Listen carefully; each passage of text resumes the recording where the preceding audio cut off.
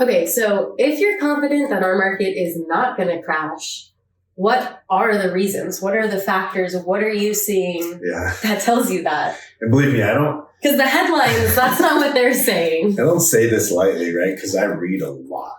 I subscribe to every business news article that you could possibly subscribe to, even in the finance world. So I read a lot every day, all day. And there are a lot of negative media headlines out there, and specifically surrounded around real estate. We already know that the Federal Reserve is raising interest rates specifically to slow down the economy and combat inflation.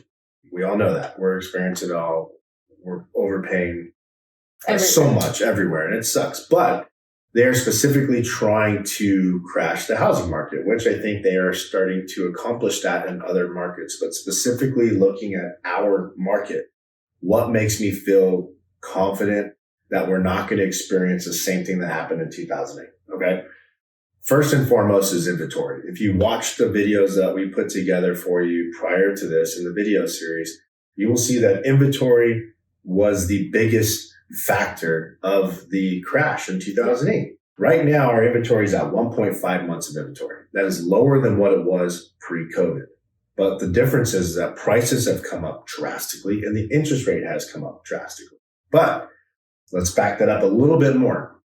Because if you're someone that needs to buy a home and needs a loan, it really isn't a good time right now. I mean, you probably couldn't even afford the payment that you could have afforded 6 months ago. I mean, the price of home, the payment's drastically different from 6 months ago.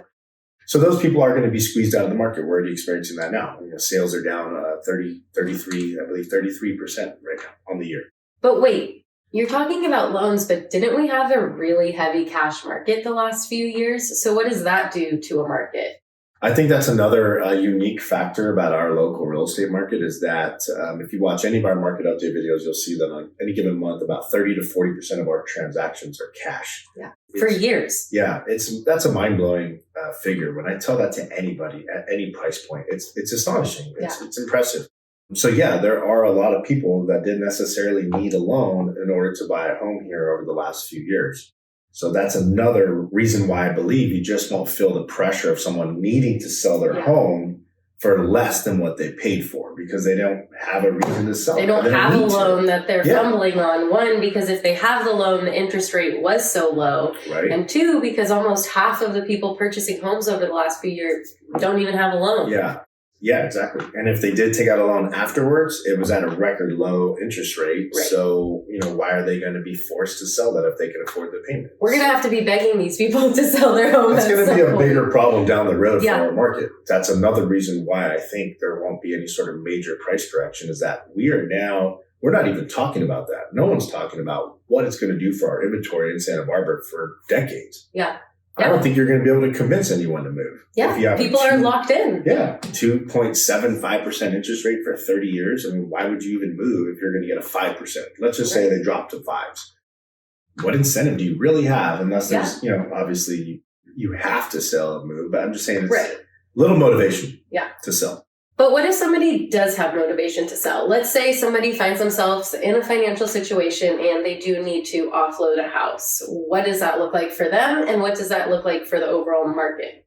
Yeah. And how does that contribute to whether or not I believe the market's going to crash? Right. Because that's what we were seeing in 2000. That's what you were seeing in 2007. Yeah. In 2007. Yeah. People were forced to have to sell. So now if someone absolutely had to sell, most likely, 99% of those people are going to have a record amount of appreciation that they've built into their home over the last few years, even if the market was to correct, right? And let's say, because the numbers out there are huge, let's say it was a 20% correction or 30% correction. They have still experienced way more appreciation than 20 or 30%, depending on, of course, on when they bought their home. But even if they bought it in 2020, they're up. Even if they bought it in 2021, they're up. If they bought recently in 2022, that could be questionable. But again, if they have low interest rates, why do they need to sell? So as long as someone has to sell and there's equity there, they're not going to be in any sort of distressed situation where they need to take a loss on their home. Right. Which again cushions the market from a crash because that's just not going to be a contributing factor this time around.